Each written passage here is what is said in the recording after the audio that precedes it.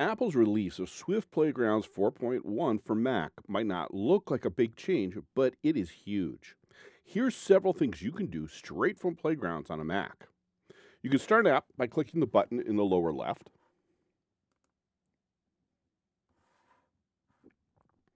You can also see your existing Swift UI code on a Mac, even if you've written it on an iPad. So for example, I have this one here, which I can go into, and there's my code. And very quickly, the preview is up and running and working fine. In Playgrounds 4.1 with Mac OS 12.4, you can run this app directly on your Mac. All you have to do is go to Run, and up it comes. You get menus as well, which you can, of course, set yourself. So now let's go ahead and stop the app. And let's go over here to App Settings to see a few more fun things. And you got the name, you get the accent color, you got your icon, which you can set your custom one or a placeholder. Down below that, you've got capabilities.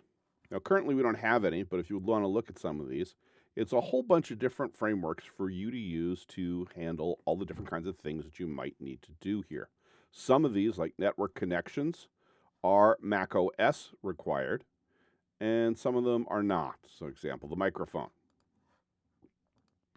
Now, you'll notice here that I've got a team and bundle identifier, a version number, and app category.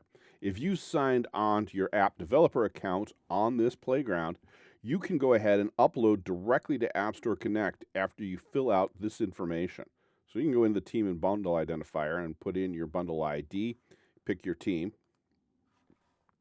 and go ahead and upload it. And it will upload so that you can use it both in test flight and go straight to the App Store. Now, above that button is a really intriguing button called the Install on this Mac. If you hit that button, it will actually install this app into your applications folder, as you see right here. I can actually go down to the folder, and I can find right here the Huli Pizza button, and it's up and running. If I close this up and go over here to the file that I've saved it under, this Swift PM file, I can actually right-click there and open it with Xcode as well. And I have the full application right here for me to use in Xcode. If you're working in Swift UI or start your app with Swift UI, you can have a simple, lightweight IDE on almost any Mac without the heavy overhead of Xcode.